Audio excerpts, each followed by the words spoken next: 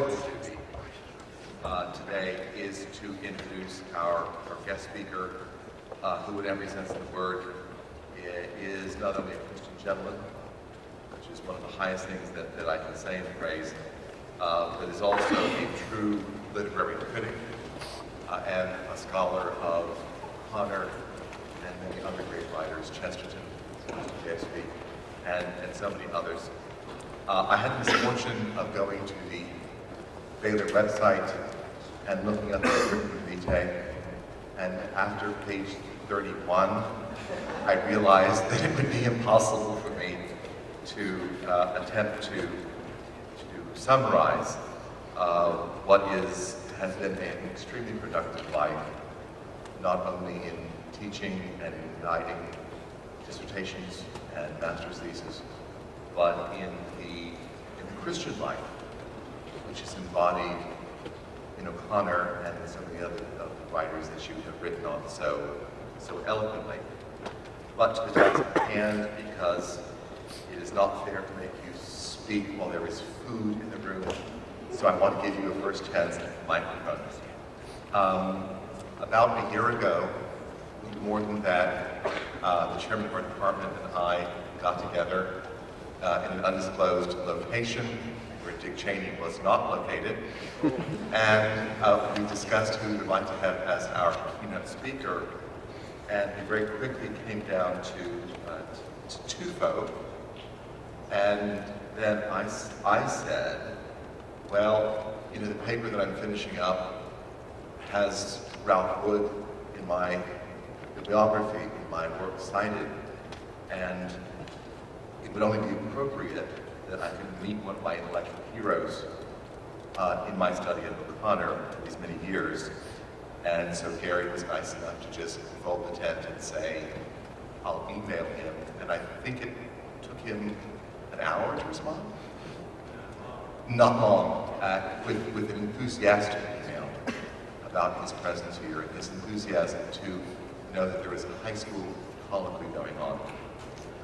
Ralph C. Wood currently is University Professor of Theology and Literature at Baylor University in Waco. He received his bachelor's degree from East Texas State, now part of the A&M system, in 1963 with distinction.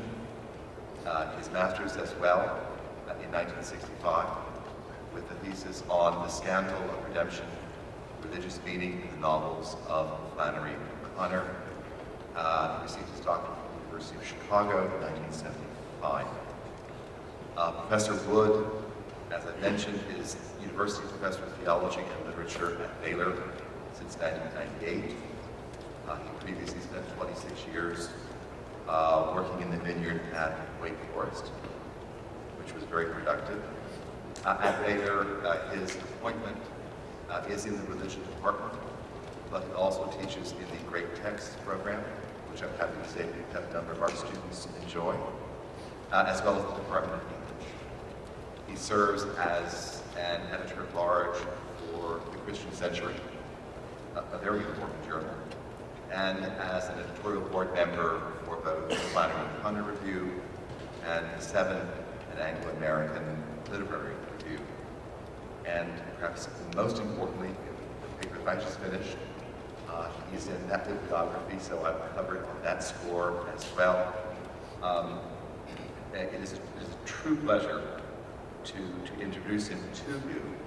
And the title of his address is going to be Flannery O'Connor, Writer for Our Age, Atrocity. Would you please give him a warm welcome?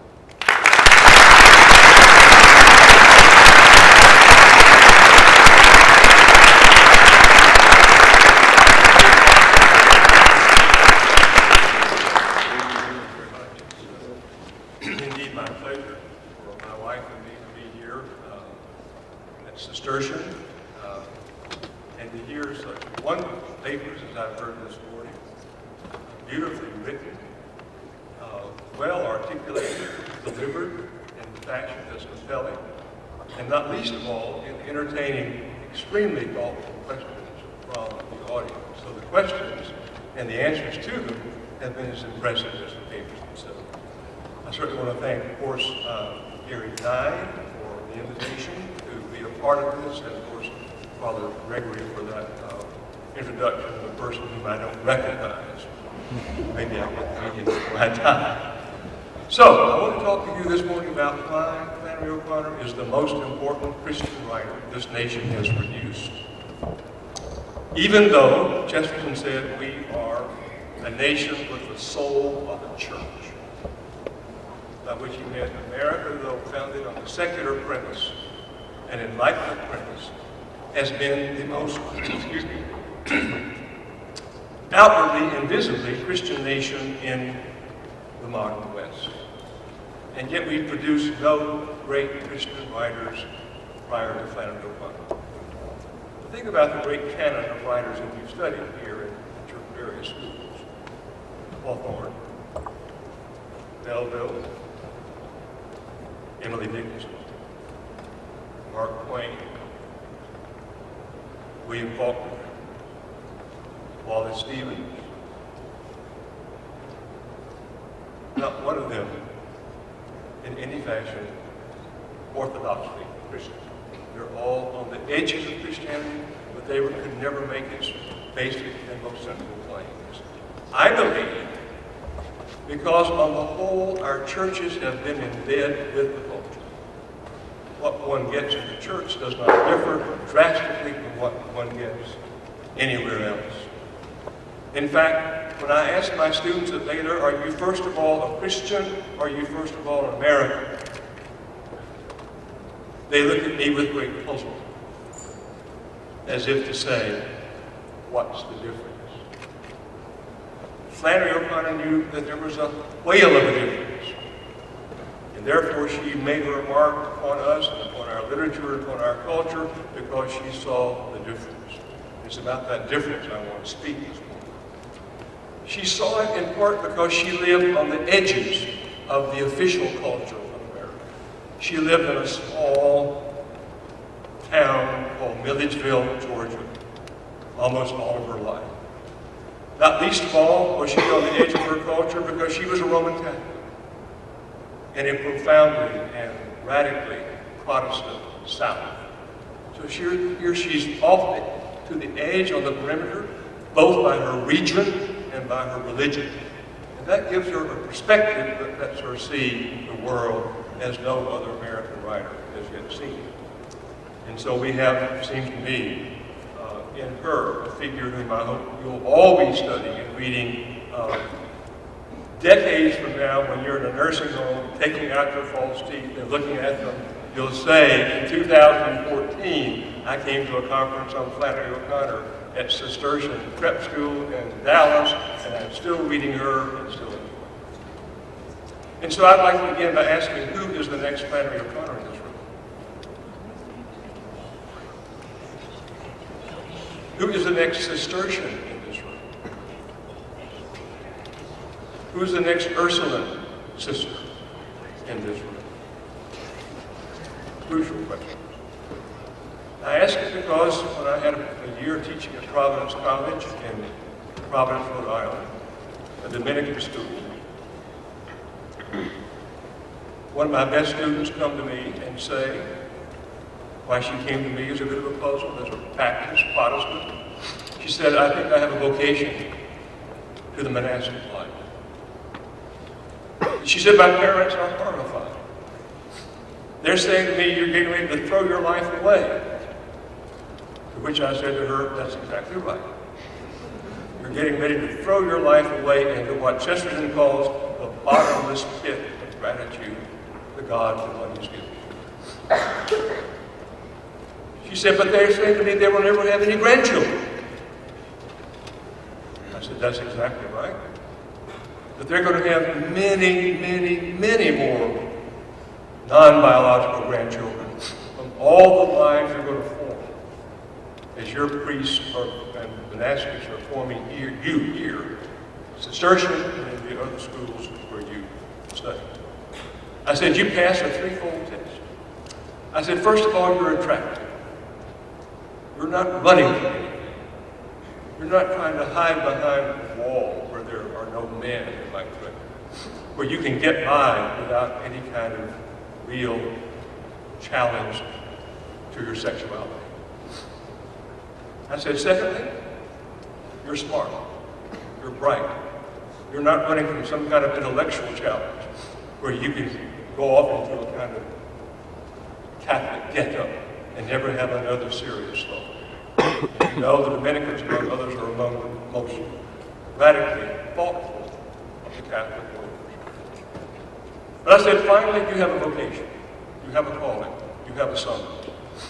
And if you don't answer it, you'll be miserable the rest of your life. And so last spring, my wife and I visited her sister, Cecilia Marie. She wants to teach music, and so she's adopted as her monastic name the patron saint of Saint Cecilia. As a novice at the Dominican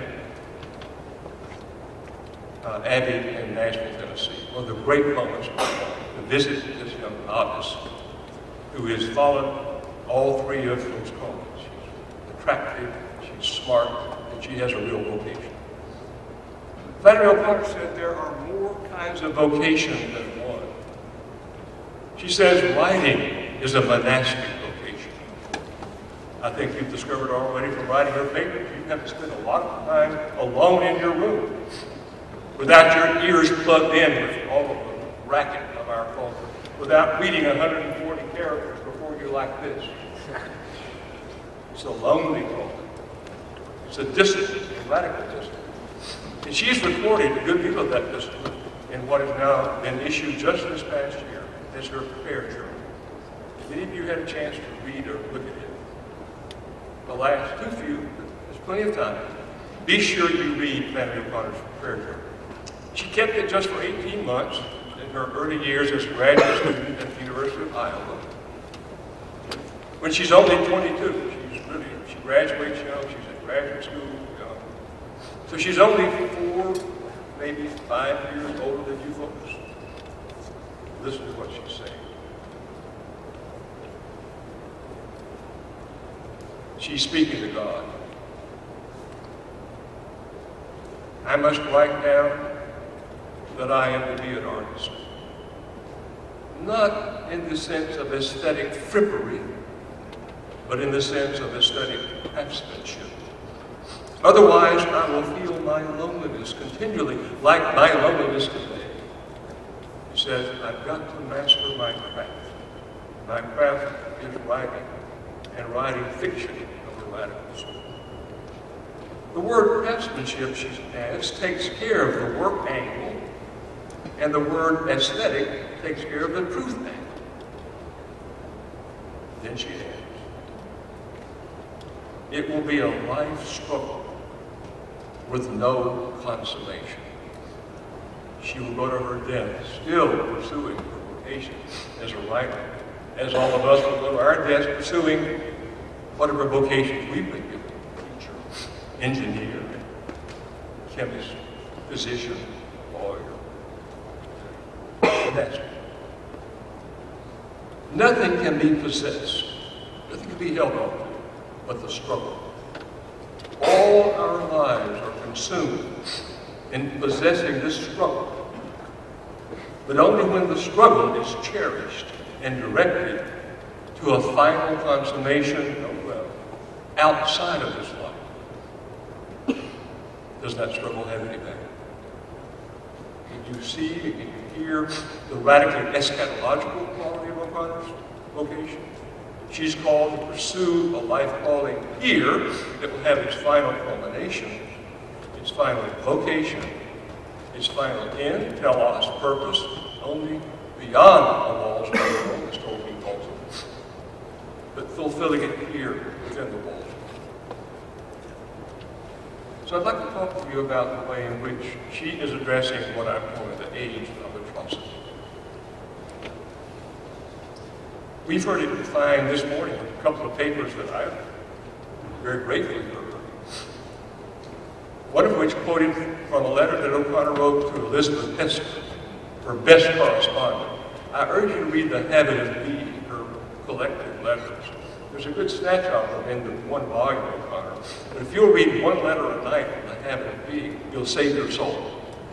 They're funny, they are sardonic, they are profoundly reflective on the world around her, and of course, not least of all, you're watching her die. As she approaches her death, ever more surely. She not knowing it as fully, of course, as we do, that she would die at 39 of disseminated lupus. But always making fun of herself, regarding her illness not as the defining center of her life, but as she said, it's a terrible nuisance. Not to put up with it. And of course, it was a terribly painful nuisance. But she did not let her illness form her character. Her character was formed by her vocation, and her vocation was to be a writer. And her vocation as a writer was to write the best she could for the glory of God. She was to say, in fact, death has always been a brother to my imagination. I can't conceive of a really good story that doesn't end in death. Or she said, death is the single most important place that life offers a Christian. All of our lives are aimed toward death. From the moment we issue from our mother's wombs, we're beginning to die. That's hard to take up when you're 17, 18. I'm not dying, I'm entering the great fun period of my life. Well, true, and yet untrue. We're all dying. The question is how we're dying. The Catholics have a very good phrase for it. Make a good death. Make a good death. Of course, you make a good death by making a good life. She said, a long illness before death is one of God's great gifts. We think of a long illness before death as one of the world's terrible curses. We want to die quickly. The bitch often said, cheap, drop dead with a heart attack, drop dead with a stroke. No. O'Connor said, we need to prepare for her. In her case, she had 14 years to prepare. But she prepared for her death by writing stories that continue to resonate, as we've heard this morning, because they directly address the problem that I'm calling the age of atrocity. By that I mean a simple statistical formula that I repeat at the beginning of virtually every course I teach at Baylor, which goes as follows. More people died by violent means in the 20th century than in all preceding centuries combined. And horrific statistics. More than all preceding centuries combined. And of course, there were more Christian martyrs in the 20th century than in all previous centuries. The Christian life is a goal of martyrdom. Christian life is a kind of preparation for whatever kind of martyrdom we may suffer, if it be only natural death. But these were not unnatural deaths. These were deaths by violence. These were deaths usually by their own governments. O'Connor saw it all coming. From statistics I've read, the 21st century is well ahead of the mark set by the 20th century in the numbers of deaths that will finally total up to be even more than in the 20th century. Flannery O'Connor thought the cause of what Pope, now Saint Pope John Paul II called a culture of death. Read just to you a short phrase from his signature encyclical, Evangelium Vitae. Have you read that? It's easy to get off the web. Evangelium Vitae, the Gospel of Life, by His Holiness John Paul II. Here's what he said. This is 1980.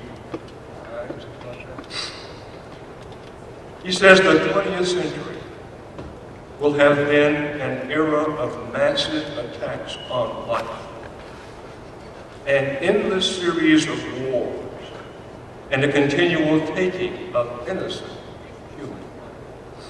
Well, of course, you know what he refers to. Not hard to figure that out. He refers to what O'Connor called the gas that pervades all of modern culture. We've heard it named this morning in the letter to Elizabeth Hester, who is the figure of A in the letters. where O'Connor says, gas of nihilism is what we all breathe in our time. We're all breathing the gas of nihilism. And then she adds what is a frightening final phrase, whether inside the church or out. Now repeat. Nihilism is the gas we all breathe, whether inside the church or out. She's frightened by the way in which sentimentality is taking over our churches, no less than our culture. Easy, quick responses. I was talking with a lady right before the lecture. She said, why are these conservative Catholics not willing to read Flannery O'Connor? I said, because she's not nice. And our culture says, be nice above all else. She said, this is really worth remembering, sentimentality is to Christianity as pornography is to art. In other words, anything that elicits easy feelings, anything that prompts a kind of quick satisfaction is in fact pornographic. Because that's what pornography does. It arouses quick and easy feelings, usually the sexual kind. They're satisfied quick and easily, of course, outside the bonds of that sexuality belongs to, and thus they're nihilistic. Listen to what she said about the triumph of tenderness in our culture. She thought the chief form of nihilism in our culture is tenderness. This is from a memoir of Mary Ann. The preface to it is included in Mystery and Manner. It's in the single volume of O'Connor from the Library of America. But the book itself is very much worth your reading. It's about a young girl, a little bit younger than you, she was 14, who had a terrible cancer called neuroblastoma, in which an inoperable cancer pushes the eyeball out of its socket so that it hangs on the cheek. And of course it has to be covered with a gauze. It's a grotesque disfiguration of the human person. And yet this young girl, though she knew she was dying, she knew she would not live long, had about her a quality that was transcendent in its joy and its hope, the way she exhibited the virtues of faith, that the nuns there at this home, founded, by the way, by Hawthorne's daughter, Rose, in Atlanta, asked Flannery O'Connor, said, come and write the life story, Mary Ann. O'Connor said, no, you write that story. You're the ones who know. I urge you to read it. But I urge you also to read the introduction to it. Because here is O'Connor's real indictment of the nihilism of our time. She says the Almers, Hawthorne character, whom Hawthorne saw as a menace, have multiplied. Busy cutting down human imperfection, they are making headway also on the raw material of good. Whereas all of us here are raw materials we made properly into the image of God. She says Ivan Karamazov cannot believe so long as one child is in torment. It's true. Camus' hero cannot accept the divinity of Christ because of the massacre of the innocents, or the Christian story, that trying to get to Christ carried slaves, hundreds, thousands. But notice, in this popular pity, we mark our gain in sensitivity and our loss in pity. Everybody now is super sensitive to everything, and therefore super tender. If other ages felt less than ours, they saw more. Even though they saw with the blind, prophetical, unsentimental eye of acceptance. The blind eye of acceptance. That's a radical paradox. That's an oxymoron. That's two things that contradict each other that make the point more profound. In the absence of this faith, by which he means Christian faith, of course, we now govern by tenderness. It is a tenderness which long since cut off from the person of Christ, is wrapped in fear Then this is the frightening sentence. When tenderness is detached from the source of tenderness, capital S, Christ, its logical outcome is terror. It ends in forced labor camps and in the fumes of the gas chamber. The last paper I heard this morning was devoted to Revelation. Many of you wrote them. Fantastic. Deep story that just keeps unfolding the longer you read it. But one thing I didn't see anyone notice in the papers I heard on Revelation was this.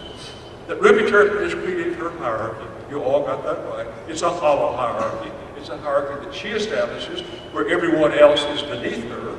Except she has trouble at the end. There's some black people who not only have risen to her level of economic independence, they are even better off than she is. So she doesn't know where to put them. And then in the final phrase, the narrator says, by the time she fell asleep every night, those figures were roiling and boiling about her head so that she finally just wanted to put them all in a boxcar and have them driven off. You hear the image? It's a Holocaust image. Put them all in a boxcar and ride them off. Some of you may have mentioned that. I didn't hear all the papers. But you see, for Flannery O'Connor, Ruby Turpin is a proto-fascist. A nice woman, smiles, her cheeks hurt from smiling all the time. She can get along with anybody. Her name Ruby means that she sparkles. And yet, this innocent-seeming, good country woman is a potential nihilist who would just finally do away with everything if she cannot get her way. That's the culture. So I thought I'd talk briefly about the ultimate. All of her stories are anti-nihilistic, but about one that's very subtly anti-nihilistic, and that's the river. Have you read The River? Good.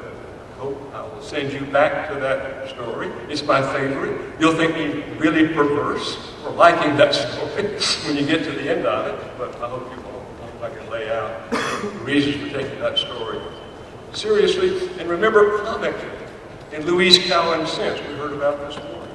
The third level of comedy is the paradisic comedy. The comedy which ends because it opens up to eternal life.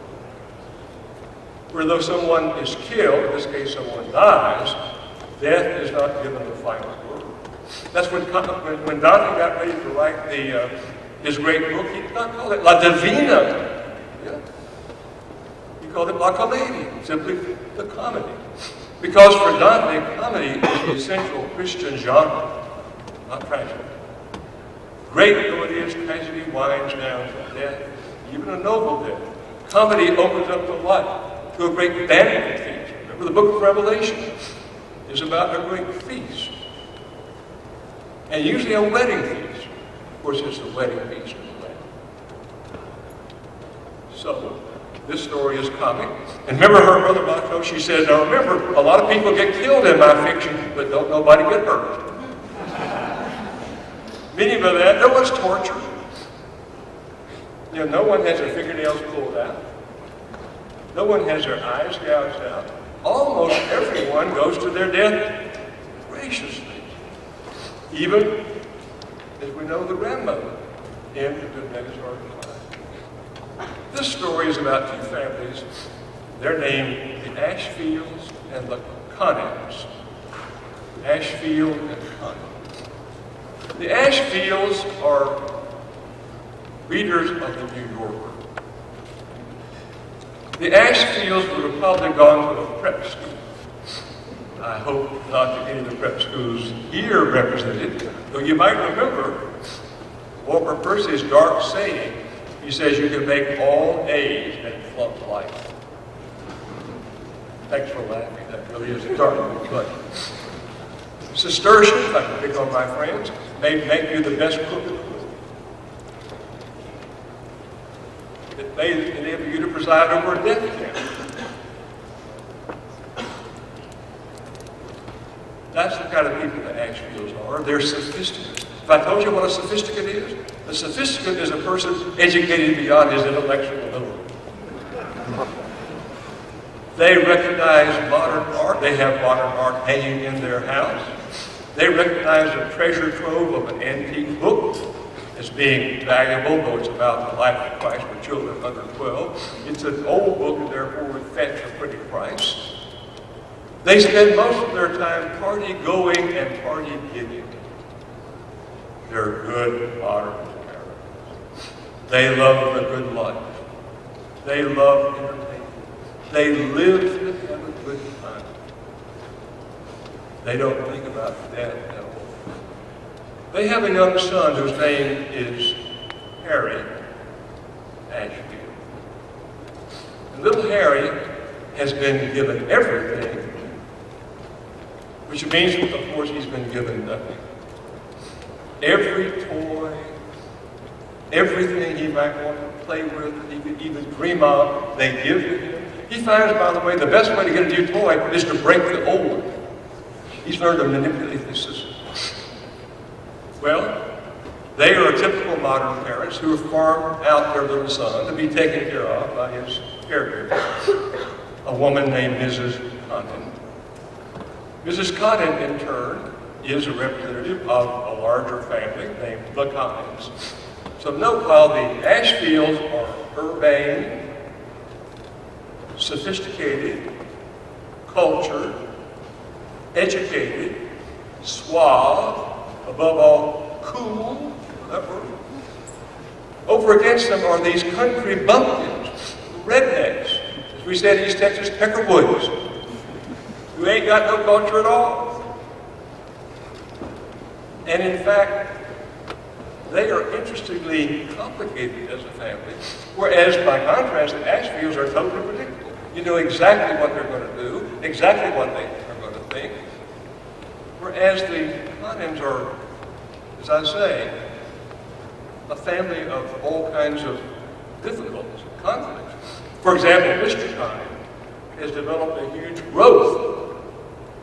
Not on the side of his head. He had what I call a griping in my gut, which meant, of course, probably stomach cancer. And when he's told if you just pray that God might heal him, he said, I ain't going to pray to God for nothing. You've got an atheist in this family of rural hicks, let's be honest. The children have great southern names. I won't name them all. Most of them have double names. Remember the South, you don't have two names, you might as well have none. I have two names. And they're mean as hell.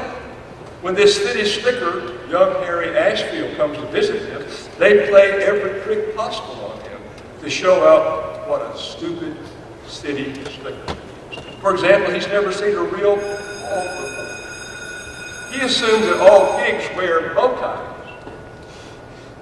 because he's seen only porky pig in the Congress.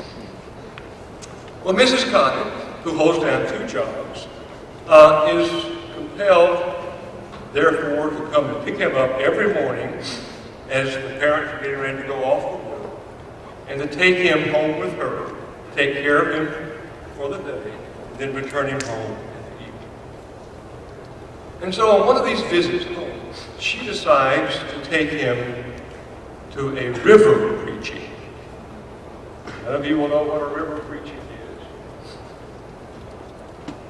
It's a revival event where people are being proclaimed the gospel in old-fashioned backwoods way, where the young minister, not ordained, of course, self-ordained if anything, is 17 years old. Your age. He hasn't been to Cistercian. He would never have heard of any prep school. He hasn't been to seminary. But he preaches an interesting gospel. Listen to him.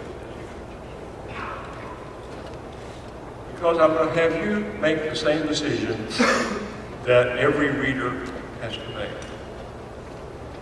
Should Mrs. Condon have taken little Harry Ashfield to hear this river preaching and what the river preacher invites?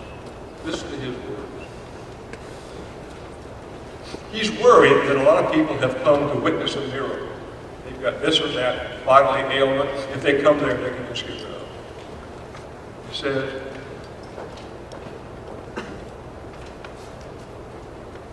if you ain't come for Jesus, you ain't come for me. If you come just to see can you leave your pain in the river, you ain't come to Jesus. You can't leave your pain in the river. I never told nobody that. By the way, he's standing out in the river as he preaches. Think of the Trinity. You're in Dallas. Think of someone standing out in the middle of it. Strange to say the least. Then he lifted his head in the arms and began to shout. Listen to what I got to say, you people. There ain't but one river, and that's the river of life, made out of Jesus' blood.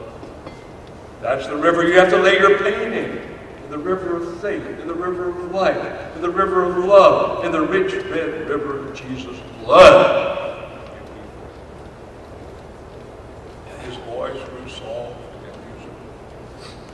All the rivers come from that one river and go back to that river, like it was the ocean sea.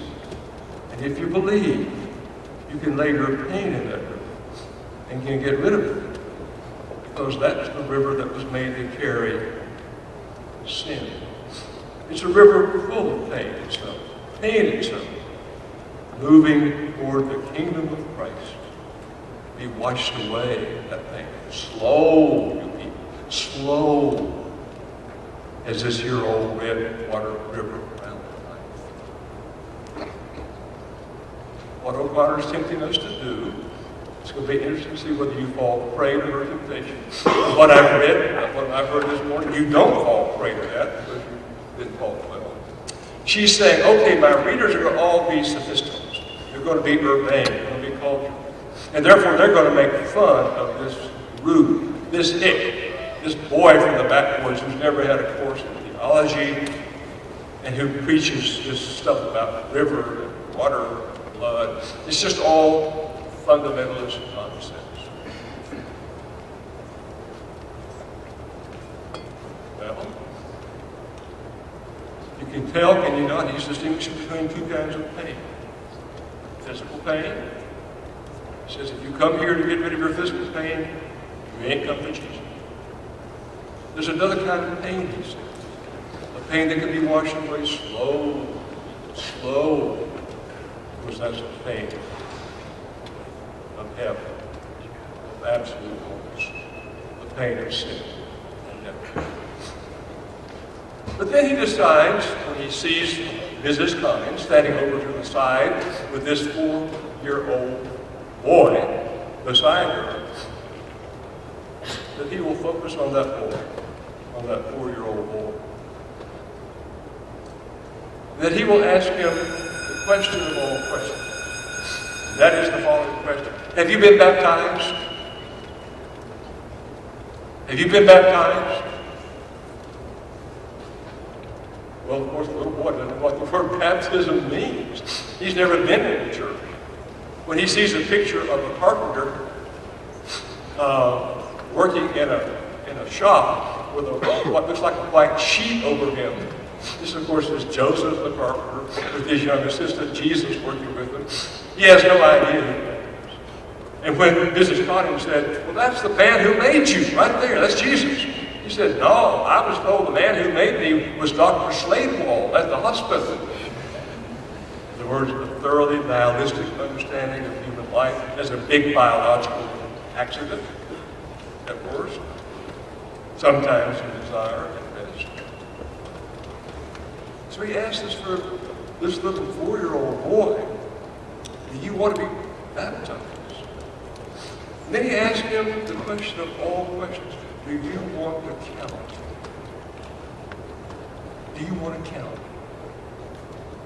Can you all hear the meaning of that question? Do you want to matter? Do you want to be something other than a biological accident? He knows that in his home, he doesn't count. He's nobody in his home. His parents regard him more as a nuisance than anything else. And so he answers in what is either a fatal moment or a gracious moment? Yes. Yes. Whereupon the river preacher, being a good Baptist, drowns him, puts him under the water, into that triune name, the Father, Son, and the Holy Spirit, raises him up. The little boy doesn't know what's happened to him. So he goes back home. His Connie takes him back home. He goes into his cigarette smoke stale apartment, urban apartment. His mother just barely whispers, her lips barely touch him as she sweeps across his forehead as he goes to sleep with a heavy alcohol breath, cigarette breath. He goes to the refrigerator, there's nothing there but carton snacks, fishy swans. Nothing sustains his life.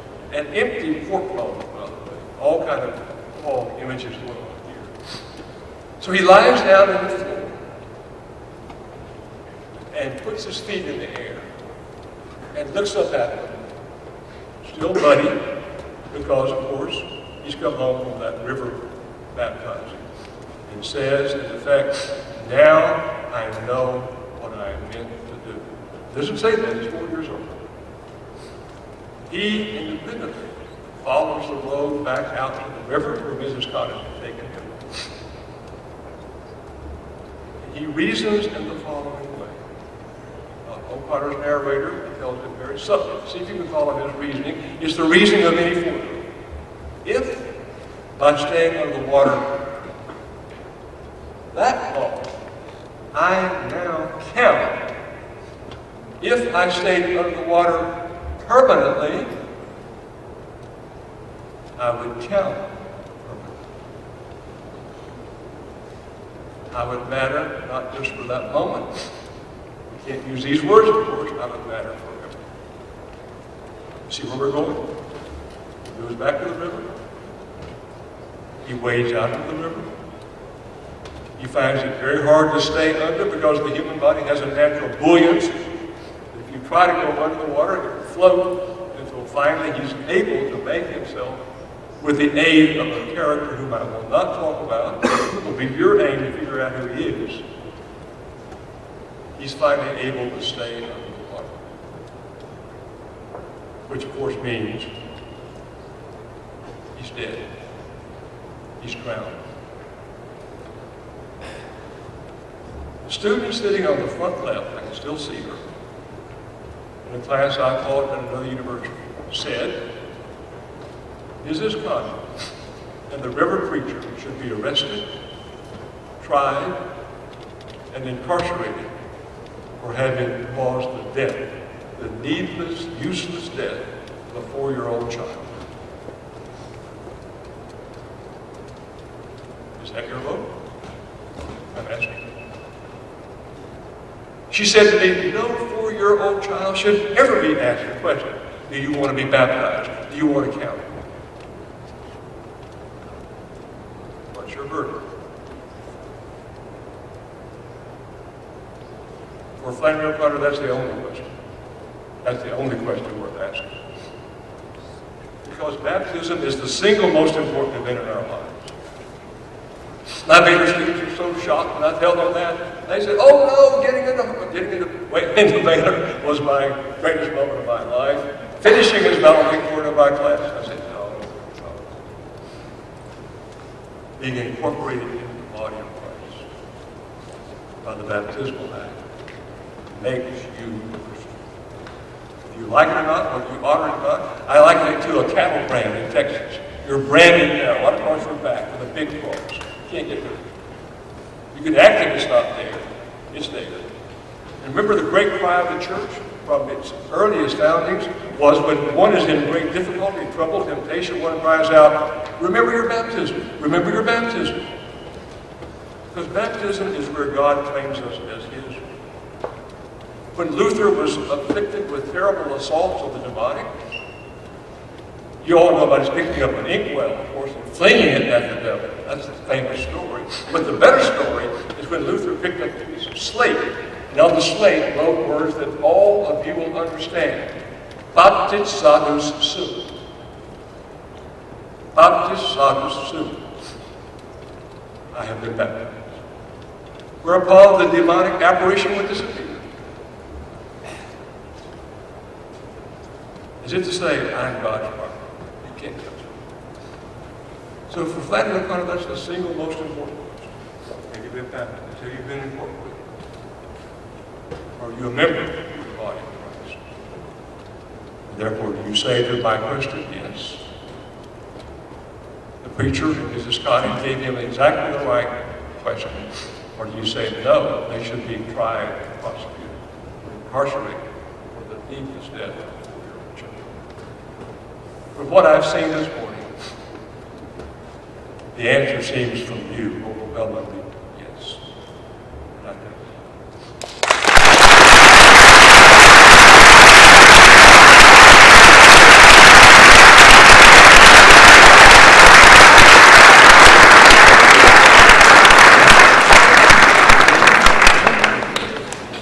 Thank you, Dr. Wood.